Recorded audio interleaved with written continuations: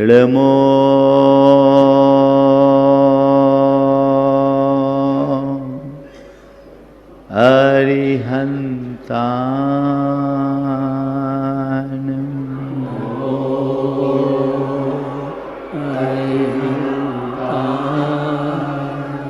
इळमो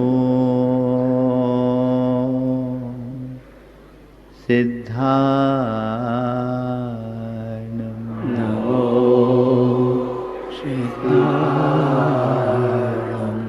इळमो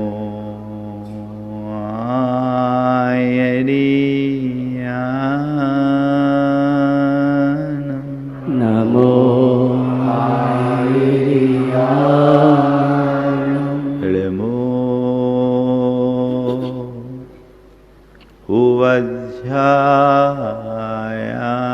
उवध्यायानं नमो उवध्यायानं नमो लोये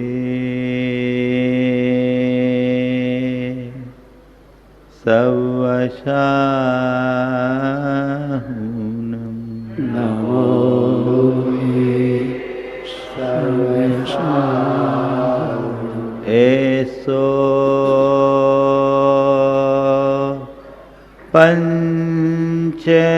पंचेणमोयारो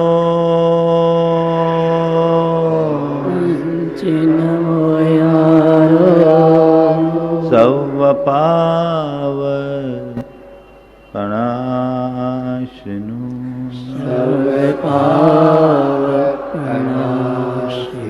मंगलालं च सवेसिं मंगलालं च सर्वेषां पढ़मं हो मंगलम परमं होय मंगलम्।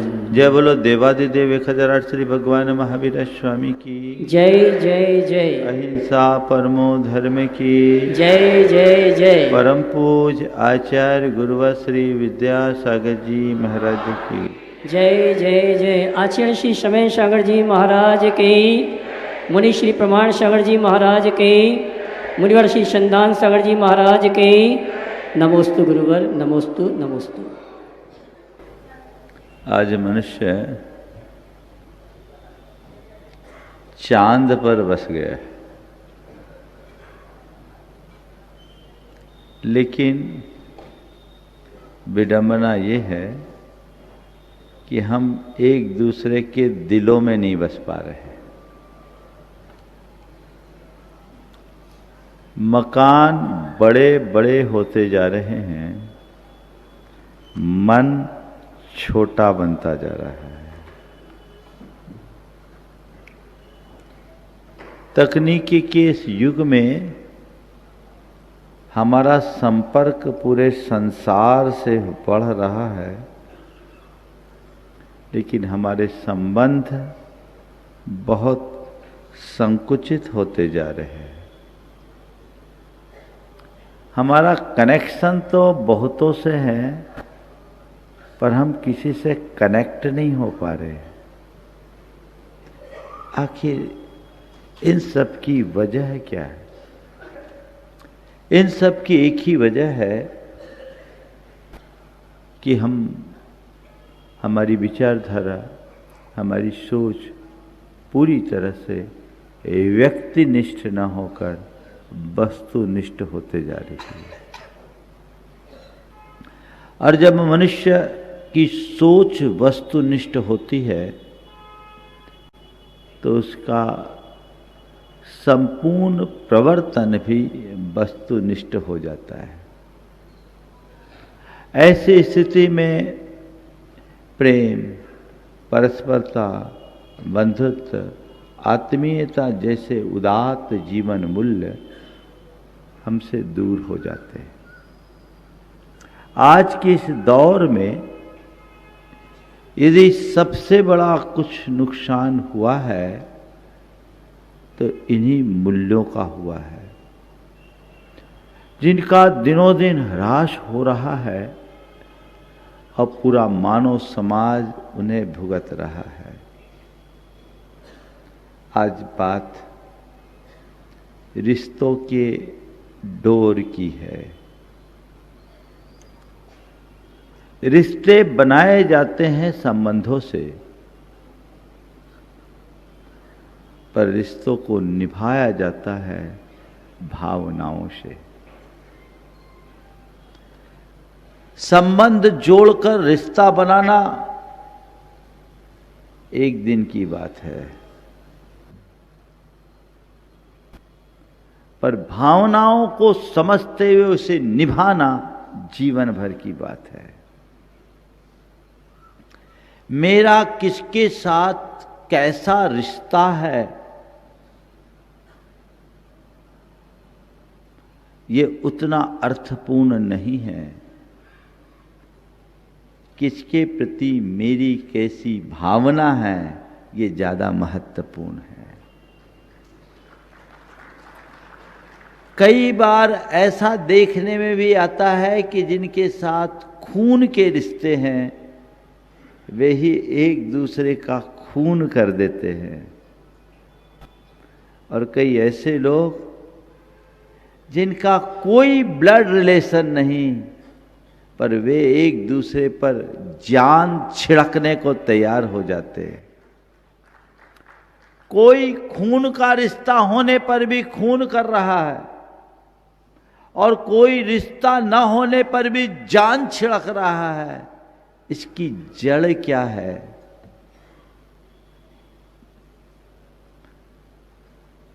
इसका मतलब यह है कि रिश्ता का आंतरिक संबंध केवल खून से नहीं या बाहरी संबंधों से नहीं, हमारी भावना, दृष्टि और आंतरिक आत्मीयता से है। हमें अपनी भावना को ठीक तरीके से समझने की जरूरत है, अपने दृष्टिकोण को पलटने की जरूरत है। दो तरह की स्थितियां दिखती है, एक स्नेह या प्रेम की, दूसरी अपेक्षा की। एक दृष्टि है उसे मेरी कद्र करनी चाहिए, उसको मेरा ख्याल रखना चाहिए, उसे मेरी इच्छा पूरी करनी चाहिए। और एक दृष्टि है मुझे सामने वाले की कद्र करनी चाहिए, मुझे उसकी भावना का ख्याल रखना है, मुझे उसके मनोभावों का ध्यान रखना है। दोनों अलग अलग चीजें हैं। अपने मन से पूछिए, एक नंबर में है कि दो नंबर में है?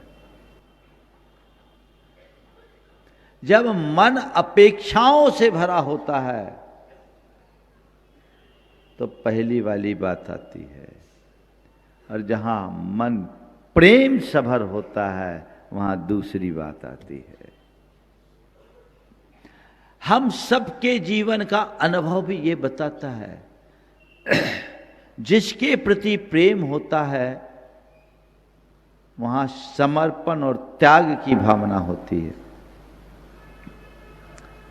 और जिसके प्रति केवल अपेक्षामूलक भाव होता है वहां केवल जोड़ घटाव होता है। मेरा जिनसे रिश्ता है वो रिश्ता कैसा है ये हमें देखना है। हम अपने रिश्ते के बोझ को ढो रहे हैं या रिश्तों को आनंद से निभा रहे हैं? कैसे जाने, कैसे परखे? यदि मेरे मन में कोरी अपेक्षा होगी तो रिश्ते निभेंगे कम, रिश्ते ढोएंगे। कई लोग मैंने तुम्हारे लिए इतना किया, तुमने मेरे लिए क्या किया, है ना? ये प्रेम है कि सौदेबाजी? बोलो। प्रेम कहता है गिव, अपेक्षा कहती है टेक। प्रेम देने की भाषा बोलता है और अपेक्षा लेने की भाषा सिखाती है। मुझे लेना है, लेना है, लेना है। तुमने मुझे क्या दिया? एक दिन पति ने अपनी धर्मपत्नी से कहा कि बता मैंने तेरे लिए क्या नहीं किया। पति ने अपनी धर्मपत्नी से कहा बता मैंने तेरे लिए क्या नहीं किया। धर्मपत्नी ने कहा उसी का तो मैं हिसाब तैयार कर रही हूं, उसका हिसाब बना रही हूं। अब ऐसे लोगों के जीवन का भला क्या हिसाब होगा? बात समझ में आ रही है? तो हमारे सामने दोनों तरह का जीवन है, जिसमें हम अपने रिश्तों को जीते हैं, एक अपेक्षा का और एक प्रेम का। पलट लो, एक प्रेम का, दूसरा अपेक्षा का। प्रेम अगर हमारे जीवन में है तो हमारे अंदर स्वीकारता का भाव आएगा। जो है जैसा है उसे स्वीकार करो। इसमें लेने देने का भाव नहीं होना चाहिए। मां एक बच्चे को दूध पिलाती है, पालन पोषण करती है, तो कभी किसी मां के मन में ऐसी कोई अपेक्षा देखी क्या कि मैं इस बच्चे को आज दूध पिला रही हूं, कल बड़ा होकर मेरा ये भरण पोषण करेगा? कोई मां ऐसा नहीं सोचती, क्योंकि मां ममता की मूरत होती है। उसके अंदर ये सहज प्रेम होता है अपने बच्चे के प्रति। वो अपने प्रेम के रस से उसे सींचती है। ये निष्कलुष प्रेम उसके जीवन को सरस बनाता है। इसके उलट और कोई हो, हमें तो कुछ चाहिए, हमें कुछ चाहिए। संत कहते अपने मन में निस्वार्थ स्नेह रखो।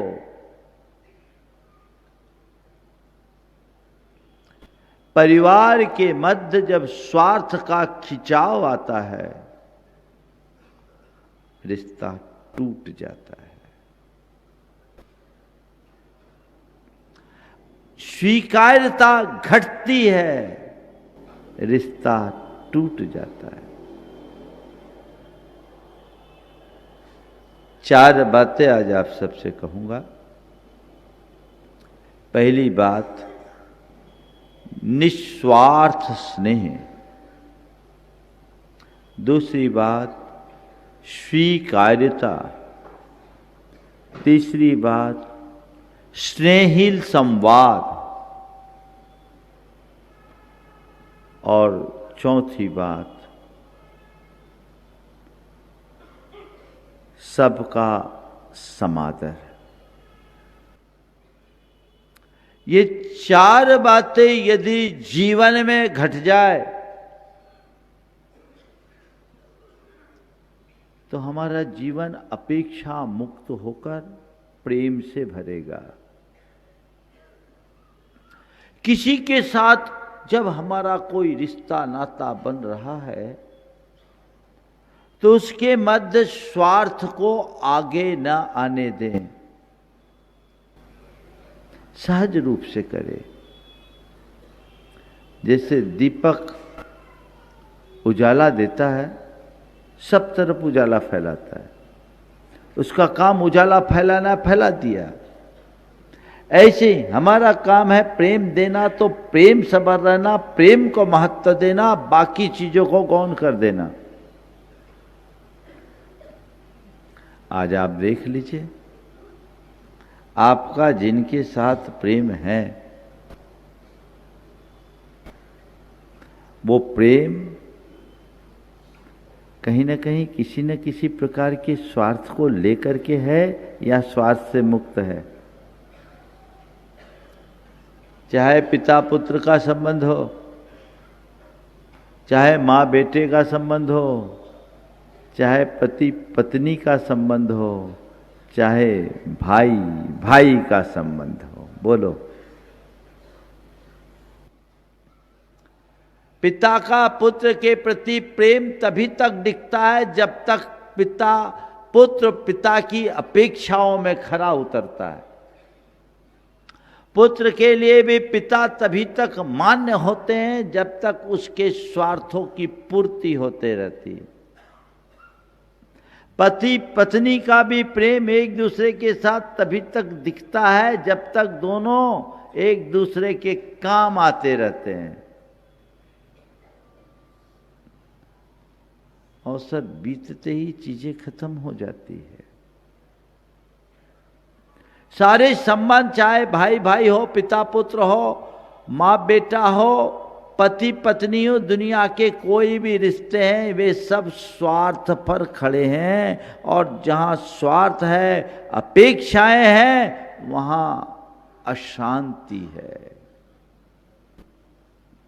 मैं मानता हूं कि आम व्यक्ति का जीवन अपेक्षा से मुक्त नहीं होता।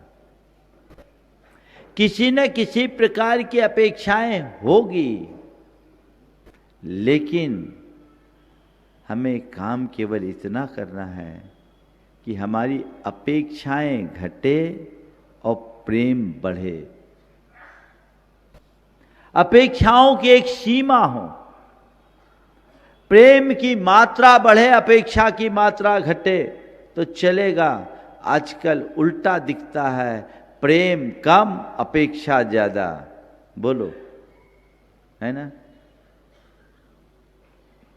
अपेक्षा रखो, लेकिन तुम्हारा हृदय प्रेम से भरा रहेगा तो कदाचित अपेक्षा की पूर्ति ना होने पर भी तुम अपने आप को उपेक्षित महसूस नहीं करोगे। थोड़ी सी भी अपेक्षा की कमी होती है तो मन में अहम और उत्तेजना प्रकट हो जाता है। और जब इस तरह की उत्तेजना हृदय में प्रकट होती है तो हमारे सारे रिश्ते कमजोर होने लगते हैं, क्योंकि उस उत्तेजना में चित्त क्षुब्ध होता है, हमारी वाणी स्खलित होती है, व्यवहार बिगड़ जाता है, संबंध टूट जाते हैं। यहां अपना दृष्टिकोण स्पष्ट रखना चाहिए। मैं सामने वाले के लिए इतना कर रहा हूं, इसके बदले में वो मुझसे इतना करे। ये लेन देन का व्यापार है। परिवार परिवार है, वो बाजार नहीं। इस बात का हमें ध्यान रखना चाहिए। मैं दो प्रसंग सुनाना चाहूंगा। एक जहां हिसाब किताब की बात चलती है, और दूसरी जहां केवल अंदर के त्याग की बात होती है। पति पत्नी दोनों जॉब करने वाले, दोनों का अपना अलग एक अकाउंट, साथ में रह रहे हैं, एक बिस्तर पर रह रहे हैं, एक छत के नीचे रह रहे हैं, दोनों अलग अलग कंपनियों में काम कर रहे हैं, दोनों का बहुत अच्छा पैकेज है, और दोनों एक दिन रेस्टोरेंट में खाना खाने के लिए गए और दोनों के मध्य झगड़ा किस बात को लेकर हुआ? पेमेंट तुम करो, पेमेंट तुम करो, पेमेंट तुम करो, पेमेंट तुम करो।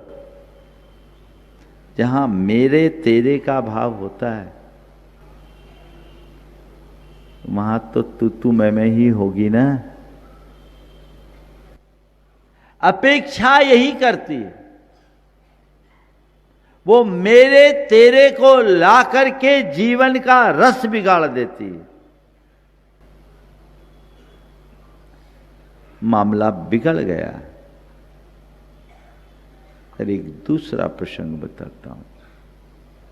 जिसके हृदय में प्रेम होता है वो कितना त्याग करने को तत्पर होता है। दो भाई, दोनों अलग अलग नगरों में रहते, एक अपने पैतृक शहर में और दूसरा एक महानगर में। 20 साल से दोनों का कारोबार अलग, दोनों का परिवार अलग। जो महानगर में बसा एक समय में काफी ग्रोथ किया, परिस्थितियां बिगड़ी, स्थिति कमजोर हो गई। जो अपने पैतृक नगर में था उसने अपने व्यवसाय को काफी ऊंचाई दी, उसकी आर्थिक सामाजिक दोनों तरह की प्रतिष्ठा बहुत मजबूत थी।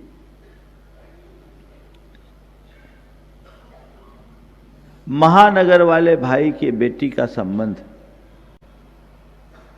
किसी एक बड़े घराने में आया। जब संबंध आया तो उसने उसके लिए मना कर दिया कि भैया ये संबंध हम नहीं कर सकते। बात बड़े भाई के कान में आई। बड़े भाई ने छोटे भाई को फोन पर पूछा, क्यों, मैंने सुना है अमुक घर से तुम्हारे यहाँ संबंध आया है और तुमने मना कर दिया। बोला भैया हाँ संबंध तो आया, बाकी सब चीज़ें ठीक है, लेकिन वो इतना बड़ा परिवार और हमारी वैसी फाइनेंशियल पोजीशन नहीं, हम उस घर में अपनी बेटी दे कैसे सकते। बड़े भाई ने छोटे भाई को संबोधते हुए कहा कि अरे इतनी सी बात थी तो तू मुझे तो कह सकता था। क्या तेरी बेटी मेरी बेटी नहीं है? इतना अच्छा संबंध तूने मुझसे पूछे बिना नकार क्यों दिया? तुझे कम से कम एक बार मुझसे बात तो करनी थी। तू चिंता मत कर, बात करता हूं, और अब ये संबंध तू नहीं करेगा, मैं करूंगा। तू नहीं करेगा, मैं करूंगा। अब वो केवल तेरी बेटी नहीं है, मेरी बेटी। उसने सामने वालों से बात की, संबंध तय हुआ। अपना घर छोड़कर 20 दिन तक वो खुद वहां गया, सारा मोर्चा संभाला और आलीशान तरीके, शानदार तरीके से उसने उस विवाह को संपन्न किया। छोटे भाई को कुछ आभास भी नहीं होने दिया कि ये सब कैसे हो गया। छोटा भाई तो चरणों में गिर पड़ा। जब ये बड़े भाई ने काम किया तो उसकी धर्म पत्नी को थोड़ा सा अच्छा नहीं लगा। उसने अपने पति को टोका भी कि क्या जरूरत है इतना सब कुछ करने की, वो इतने सालों से अलग रह रहे हैं, हमारा उनका कोई लेन देन नहीं है, फिर ये सब चेक करने की क्या मतलब है, आप इतने आगे आकर क्यों होते हैं। जैसा होता है आप लोगों को ऐसा प्रवचन कई बार सुनना पड़ता है। उसके साथ भी ऐसा हुआ, लेकिन उसने अपनी धर्मपत्नी से केवल इतना ही कहा कि मैं महाराज का प्रवचन सुनता हूं और मैं वही कर रहा हूं जो मुझे करना चाहिए, तू अपना प्रवचन मुझे मत सुना।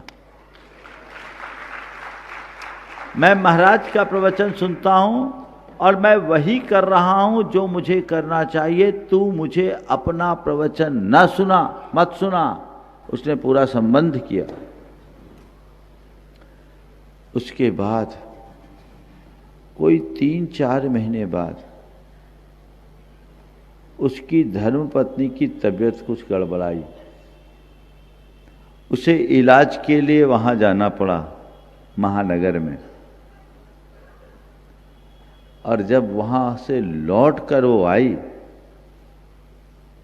तो आकर के रोते हुए उसने कहा, महाराज जी, हमने अब जाना कि प्रेम का मूल्य क्या होता है। पूरा वाकया सुनाया कि जब ये कर रहे थे तो मुझे अखर रहा था कि ये क्यों कर रहे हैं, पर इनके आगे मेरी चलती नहीं तो मैं अपना मुंह बंद करके रखी। लेकिन मुझे बहुत अखरा था। लेकिन महाराज मैं बीमार हुई और लगभग 15-20 दिन तक पूरे परिवार ने मेरी जो सेवा की, महाराज मुझे लगता है कि करोड़ों रुपया दे करके भी वो सब प्राप्त नहीं किया जा सकता था जो आज हुआ। आज उनके संबंध इतने मधुर है कि पूछे नहीं। एक दूसरे पर जान छिड़कने को लोग तैयार हैं। है ऐसे उदाहरण आज बहुत थोड़े मिलेंगे। एक दूसरा उदाहरण भी सुना देता हूं।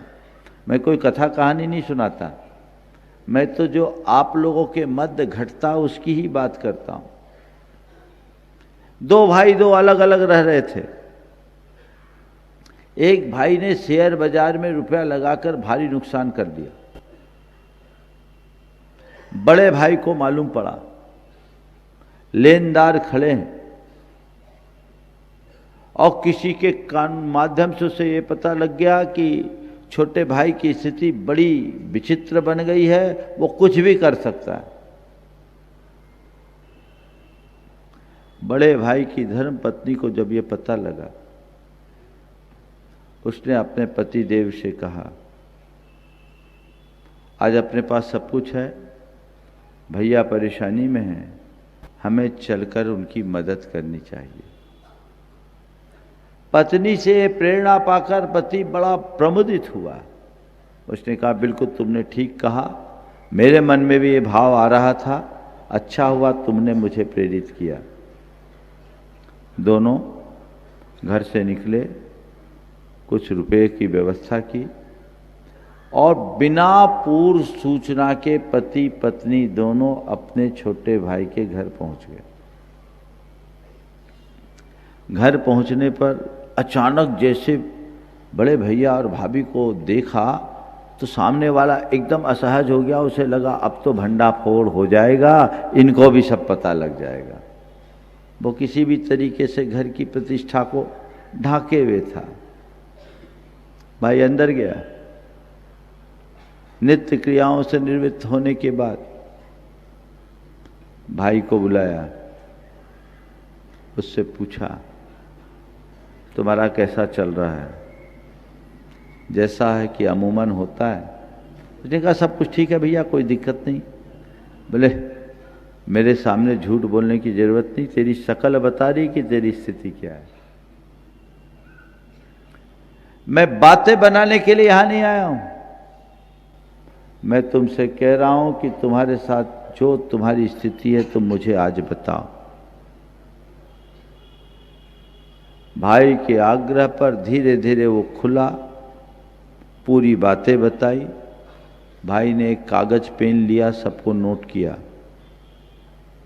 नोट करने के बाद एक बार फिर दिखाया, बोले देख और कोई बाकी है और किसी का लेना देना है तो याद कर। उसने थोड़ा और लिखा और बोला, भैया मैं संकोचवश नहीं लिख रहा था। बोले तू लिख, बिना संकोच के लिख, फिर मैं बताऊंगा तुझे क्या करना है। सारे कागज में लिखवा लिया। उसके बाद कहा, ठीक है अब तू निश्चिंत रह, आज से लायबिलिटी तेरी नहीं मेरी है, मैं देखूंगा। बिना तर्क वितर्क के, क्यों दिया, कैसे दिया, किसका दिया लिया, कुछ है।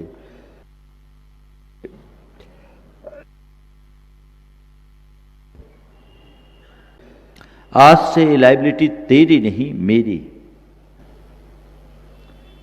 और ये सोचकर उसने सबको बुलाया और सबसे कहा कि देखो भाई, मेरे भाई ने एक गलत नीति अपनाई, गलत निर्णय किया, उसका शिकार होकर इसने बड़ा भारी नुकसान किया। वो नुकसान छोटा मोटा नहीं था, फिगर बहुत बड़ा था। लेकिन आप सब चिंता न करें, इसने ये लिस्ट बताई है, आप लोग इसे देख लीजिए, यही है आपका लेना देना कि कुछ और भी है। सबने ओके किया। उसने कहा ये सारी लायबिलिटी अब मेरी है, इसकी नहीं मैं आपको चुकाऊंगा। और उसने 3 दिन में सबके रुपए चुका दिए, सबके रुपए चुका दिए। और रुपए चुकाने के बाद भाई को बुलाया, उसकी धर्मपत्नी को बुलाया, बोला देख भाई, जो गलती तूने एक बार कर दी सो कर दी, मैं इसे नुकसान नहीं नसीहत मानता हूँ। आगे इस तरह की गलती की अब पुनरावृत्ति नहीं होनी चाहिए, इस गलती की पुनरावृत्ति अब नहीं होनी चाहिए, तुम्हें इसे ठीक करना है और आगे बढ़ो। अब इन सब बातों को भूलना है।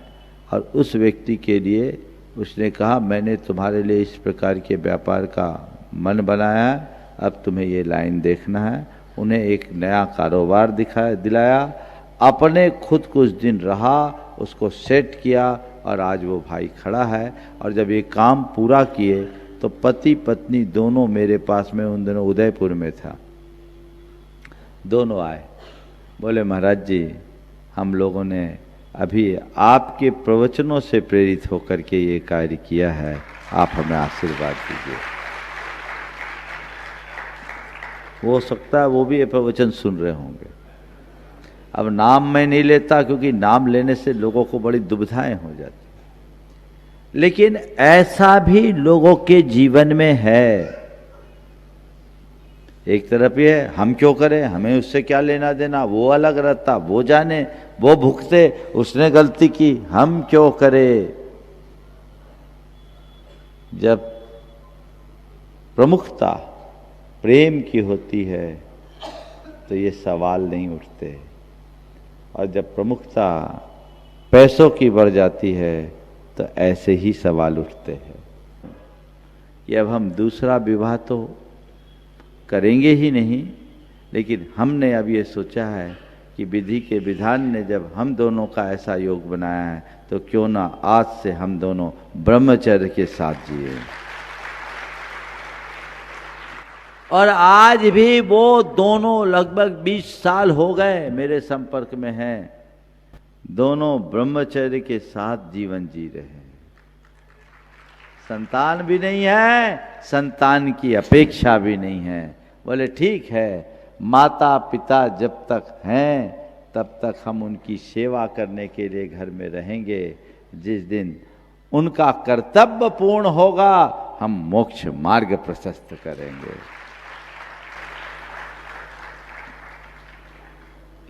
है ऐसा दृष्टि, है ऐसी दृष्टि, है ऐसा दृष्टिकोण। बदलाव। मैना सुंदरी ने अपने कोढ़ी पति को स्वीकार किया था। मैंने आधुनिक युग की मैना सुंदरी को देखा, वो भी सुना दूं। एक का विवाह तय हुआ, विवाह के कुछ दिन बाद ही, विवाह तय हुआ, अभी सगाई हुई, शादी नहीं हुई, उसके कुछ दिन बाद ही लड़के की तबीयत खराब हुई, क्रेटनाइन का परसेंटेज बहुत हाई हो गया, प्रोटीन लॉस होने लगा, किडनी डिफेक्टेड हो गई। लड़के को जैसे अपने बीमारी का पता चला, उसने अपनी होने वाली पत्नी तक ये संदेश पहुंचाया, उसके परिवार को संदेश दिया, पूरी मेडिकल की रिपोर्ट भेजी कि मेरी शरीर की स्थिति ये है, अभी हमारी आपकी केवल सगाई हुई है, मेरे जीवन का कोई भरोसा नहीं, मेरी किडनी पूरी तरह से इन्फेक्टेड है, कुछ भी हो सकता है, इसलिए मैं चाहता हूँ कि मेरी तरफ से कोई अड़चन ना आए और ये संबंध आप तोड़ दो। लड़की के घर वाले सब संबंध तोड़ने के लिए तत्पर हो गए। लड़की ने कहा नहीं, मेरी जिससे सगाई हो गई अब हो गई, मेरा पति अगर कोई होगा तो वही होगा और कोई दूसरा इस जीवन में नहीं हो सकता। लोगों ने कहा रिपोर्ट देखो कितनी खराब है। बोले ठीक है, मेरे भाग्य में होगा तो ठीक हो जाएगा, शादी करने के बाद भी तो ये स्थिति हो सकती थी, तब मैं कहाँ जाती। अगर ठीक होना होगा तो हो जाएगा, और अगर मेरे लिए यही बदा है तो मुझे वही स्वीकार है। कई लोगों ने समझाया, लड़के ने भी कहा कि देख ले कोई दिक्कत नहीं, आजकल तो ये सब होता है, लेकिन लड़की ने कहा अब दोबारा मुझे ऐसा मत कहना। तो लड़के ने भी कहा ठीक है, तू अगर ऐसा करिए तो मैं भी एक शर्त रखता हूं, जब तक मैं पूरी तरह ठीक नहीं होऊंगा तब तक शादी नहीं करूंगा, किसी से भी नहीं। तेरे अलावा तो और किसी से करने का सवाल नहीं है, पर तेरे से भी शादी में तब करूंगा जब मेरा पूरा ट्रीटमेंट हो जाएगा और डॉक्टर मुझे ग्रीन सिग्नल देंगे। 3 साल इलाज हुआ, वो लड़का पूरी तरह स्वस्थ हो गया और आज विवाह हो गया। और इसको ये घटना 2012 की है, 2026 आज अपने बच्चे पाल रहे, देश विदेश में घूम रहे हैं। स्वीकार्यता, कर्म सिद्धांत को समझने वाला सब कुछ स्वीकार करता है। जब हम स्वार्थपूर्ण नजरिए से चीजों को देखेंगे, केवल भौतिक दृष्टि से चीजों को देखते हैं तो कहानी कुछ और हो जाती है, और जब पारमार्थिक दृष्टि से देखते हैं तो चीजें पूरी तरह बदल जाती है। तीसरी बात, हम आगे बढ़ने की कोशिश करें, एक दूसरे के साथ ले करके चले ना। तीसरी बात, हम स्नेहिल संवाद रखें, एक दूसरे के साथ अपना कम्युनिकेशन बना के रखें। कई बार बातचीत के क्रम में मौन रहना पड़ता है, और मेरा अनुभव ये बोलता है कई बार मौन बोलने से भी ज्यादा काम का होता है। संवाद अच्छा रखे, मधुरता से संवाद करे, वाणी में कर्कशता और कठोरता बिल्कुल ना आने दे, आदेश परक और आरोप परक वचनों से बचे। प्रेम को जीवित रखने के लिए बहुत जरूरी है हम हमेशा अनुरोध परक वचनों का प्रयोग करें, विनय से युक्त वचनों का प्रयोग करें, आदर पूर्वक परक वचनों का प्रयोग करें, एक दूसरे को मान दें, एक दूसरे का मान रखें, तो जीवन में कभी कुछ गड़बड़ नहीं होगा, किसी तरह की खटपट कभी नहीं हो सकती। एक दूसरे को लेकर के चले, और बोलने के साथ सुनना शुरू करें। आजकल लोग सुनते कम हैं, है ना। पति पत्नी में झगड़ा हुआ, बोलचाल बंद हो गई। पति पत्नी में झगड़ा हुआ, बोलचाल बंद हो गई। 2 रोज बाद पति ने ही आगे बढ़ करके पूछा तुम मुझसे बोलती क्यों नहीं। पति ने आगे बढ़कर पूछा तुम मुझसे बोलती क्यों नहीं हो। पत्नी ने कहा तुम सुनते कहाँ हो, और जब तुम्हारी कोई सुनेगा नहीं तो तुमसे बोलेगा कौन। समझ रहे बात को। संवाद अच्छा होना चाहिए। आजकल लोगों का संवाद खत्म हो गया, एक दूसरे से बातचीत बहुत कम होती है, एक दूसरे के साथ भले रहते हैं। आजू बाजू में भी बैठे रहेंगे तो सब अपने मोबाइल में रील स्क्रॉल करते रहेंगे, व्हाट्सएप चलाते रहेंगे, सोशल मीडिया में उलझते रहेंगे, एक दूसरे से बातचीत करने की बात ही नहीं होती। लोगों को चाहिए कि अपनी वाणी में मधुरता रखे और मधुरता से संवाद करे और सही समय पर सही बात करना सीखे और मौका आने पर प्रशंसा में उदारता दिखाए, प्रशंसा करे। हम लोग कई बार जब जरूरत होती तब प्रशंसा नहीं करते, आलोचना तो चाहे जितनी करा लो। इसकी जरूरत है। प्रशंसा से प्रोत्साहन मिलता है, प्रेरणा मिलती है। घर परिवार का सदस्य हो, परिजन हो या अन्य कोई, जहां जरूरत हो वहां प्रशंसा करने में कतई पीछे मत हटिए। दो शब्द प्रशंसा के जब बोलना है तो बोलिए, उसमें कमी करने की कोई जरूरत मत समझिए। और संवाद कीजिए, विवाद नहीं। बात है, बस बात करिए। आजकल संवाद कम, विवाद ज्यादा हो। संवाद और विवाद में क्या अंतर है मालूम? कौन सही ये सवाल आएगा तो विवाद होगा, और क्या सही ये बात आएगी तो संवाद आएगा। क्या सही इसको देखो ना, कौन सही क्यों देखते हो? अब बताओ आप लोगों के साथ क्या होता है? क्या सही, या थोड़ा फिर से बोलो, कौन सही?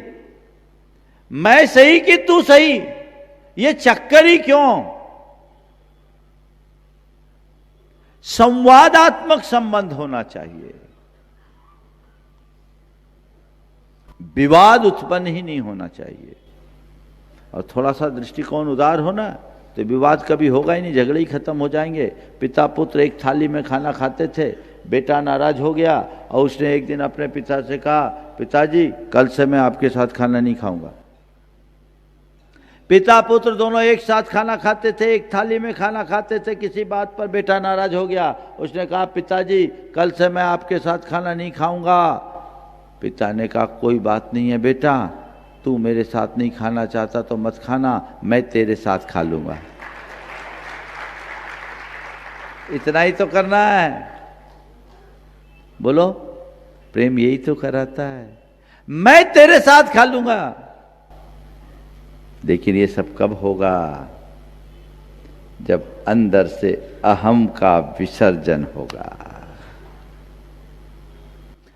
अपने संबंधों में अहम को आड़े ना आने दे। अपेक्षा अहम का विस्तार करती है और अहम सदैव अपनी अपेक्षा की पूर्ति के लिए उतावला होता है। अहंकार को अपने संबंधों के बीच ना आने दें।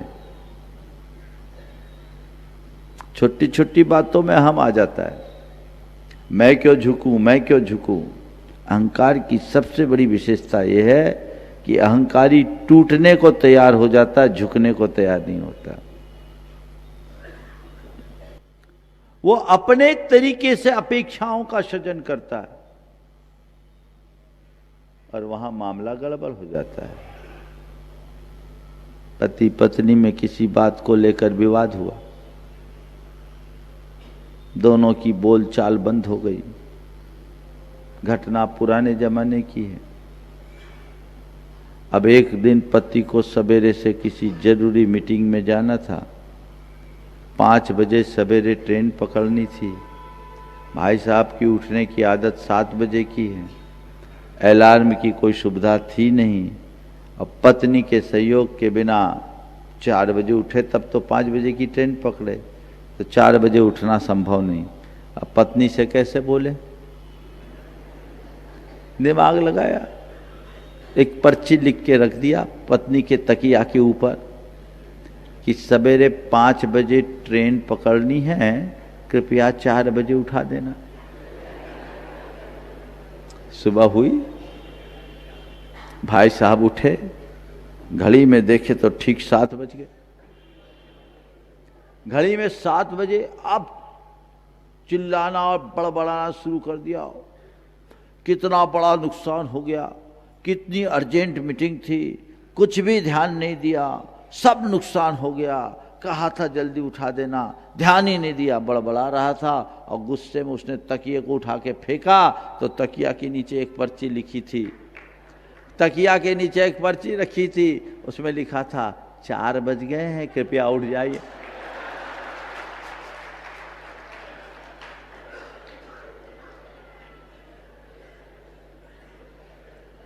ये तो तुम लोगों की कहानी है, इस खींचातानी में काम नहीं होगा। तुलना से बचिए। अपेक्षाओं के साथ तुलना होती है। आप अपने घर की तुलना दूसरों की ड्राइंग रूम से क्यों करते हो? आजकल लोग करने लगे, अपने बच्चों की तुलना दूसरे के बच्चों के साथ करने लगे, अपने माँ बाप की तुलना दूसरों के साथ करने लगे, अपने जीवन साथी की तुलना दूसरों के साथ करने लगे। क्यों ऐसी तुलना क्यों? जो है हमारे लिए तो यही काम का है ना, दूसरा काम क्यों काम में आएगा क्या?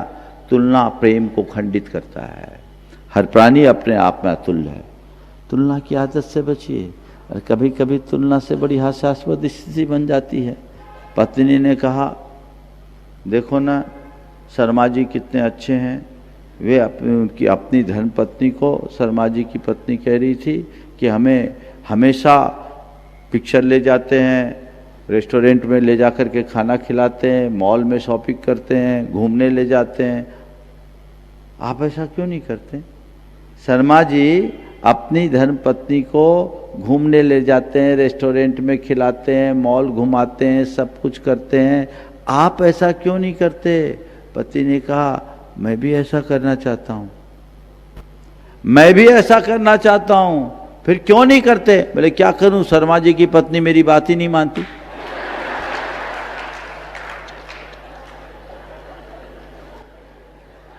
अब क्या करें?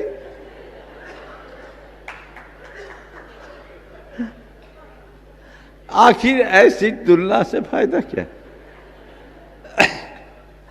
परिवर्तन आना चाहिए अपनी सोच में, अपनी दिशा में, अपनी दृष्टि में।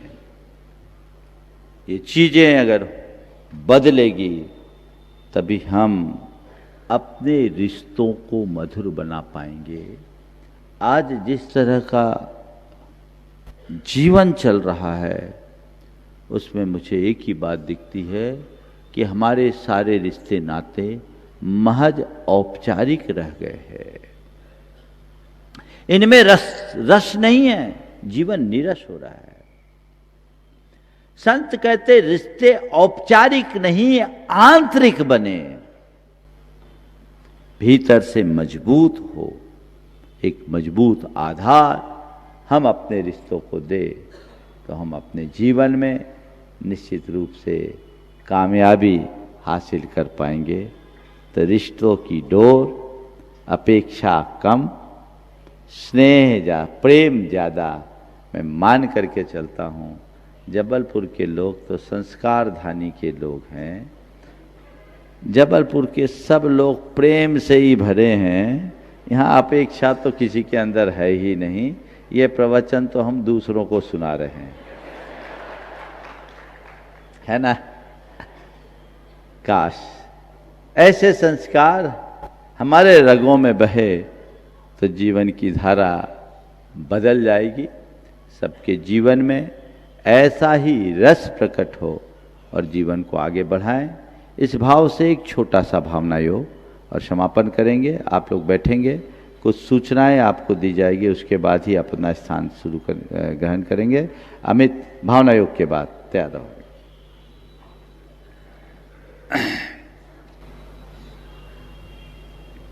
आंखें बंद कर ले, 3 बार गहरी सांस लेके छोड़े।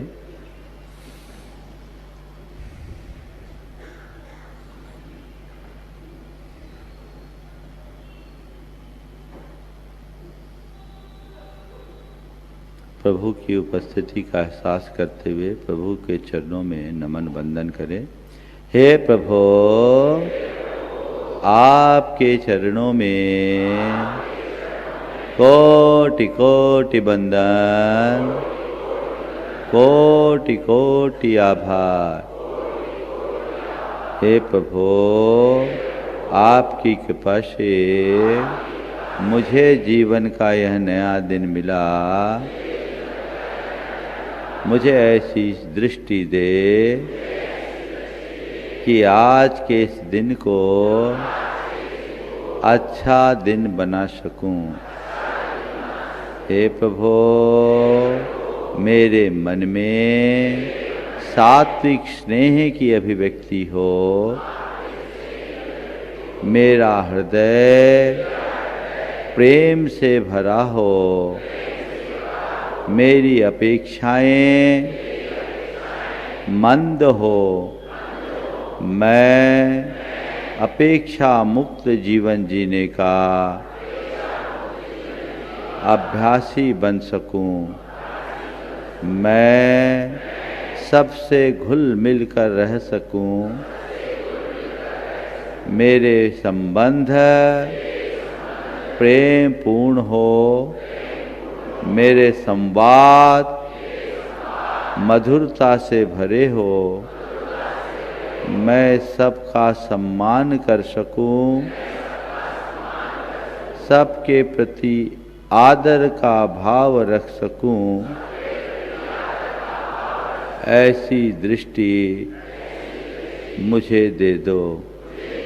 हे प्रभु, बीते दिन में मैंने न जाने कितनी बार अपनी अपेक्षाओं की पूर्ति के लिए औरों के प्रति क्षोभपूर्ण व्यवहार किया, उनकी उपेक्षा की, उन्हें नीचा दिखाने का प्रयास किया। इसका मुझे घोर पश्चाताप है। मैं उसकी निंदा करता हूँ और उसका परित्याग करता हूँ। हे प्रभु, अपनी अपेक्षाओं की पूर्ति न होने से मैंने अपने मन को उपेक्षित महसूस किया, अपने चित्त को मलिन किया, मन में द्वेष और दुर्भावना उत्पन्न की। उसका मुझे घोर पश्चाताप है। मैं उसकी निंदा करता हूँ और उनका परित्याग करता हूँ। हे प्रभु, मेरी प्रतिक्रियाओं से जिस किसी का भी दिल दुखा हो, कष्ट पहुँचा हो, उन सभी से मैं हृदय से क्षमा मांगता हूँ, अपनी ओर से क्षमा करता हूँ। वे भी मुझे क्षमा करे। आज मैं ये संकल्प लेता हूँ कि अपने रिश्तों में प्रेम को प्रमुखता दूंगा, अपेक्षाओं को कम करूंगा। मैं प्रेम पूर्ण जीवन जीऊंगा, अपेक्षा मुक्त जीवन जीऊंगा। मैं प्रेम सभर रहूंगा, अपेक्षा मुक्त रहूंगा। हे प्रभु, मेरा हृदय मैत्री और प्रेम से भरा है। मैं सहज हूँ, मैं सहज हूँ, मैं सहज हूँ, मैं सहज हूँ, मैं शांत हूँ, मैं शांत हूँ, मैं शांत हूँ, मैं शांत हूँ, मैं सकारात्मक हूँ, मैं सकारात्मक हूँ, मैं सकारात्मक हूँ, मैं सकारात्मक हूँ। सहजो हम सहजो हम सहजो हम सहजो हम शांतो हम शांतो हम शांतो हम शांतो हम सो हम सो हम सो हम सो हम सो हम सो हम सो हम सो हम सो हम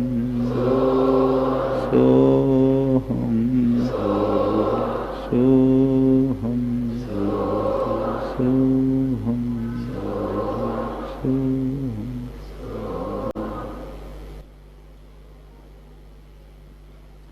दोनों हाथों का घर्षण करके चेहरे पर फैला दें और मंगल भावना की 4 पंक्तियों के साथ विराम लेंगे जी।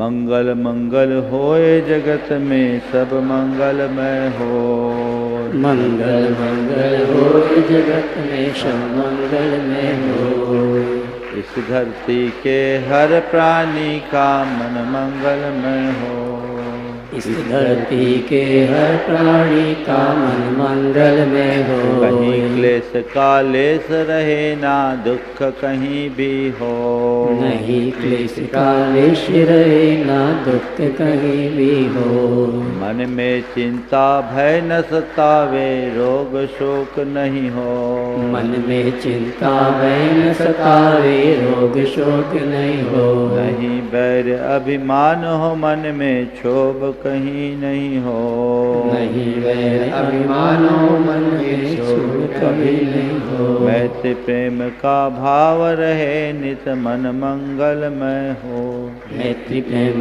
का भाव रहे नित मन मंगल में हो मंगल मंगल होए जगत में सब मंगलमय हो मंगल मंगल होए जगत में सब मंगल में हो धरती के हर प्राणी का मन मंगलमय हो इस धरती के हर प्राणी का मन मंगल में हो मंगलमय हो प्रात हमारा रात सुमंगल हो मंगल में हो प्रात हमारा रात सुमंगल हो जीवन के हर पल हर क्षण की बात सुमंगल हो जीवन के हर पल हर क्षण की बात सुमंगल हो घर घर में मंगल छा जावे जन जन मंगल हो घर घर में मंगल छा जाए जन जन मंगल हो इस धरती का कन कन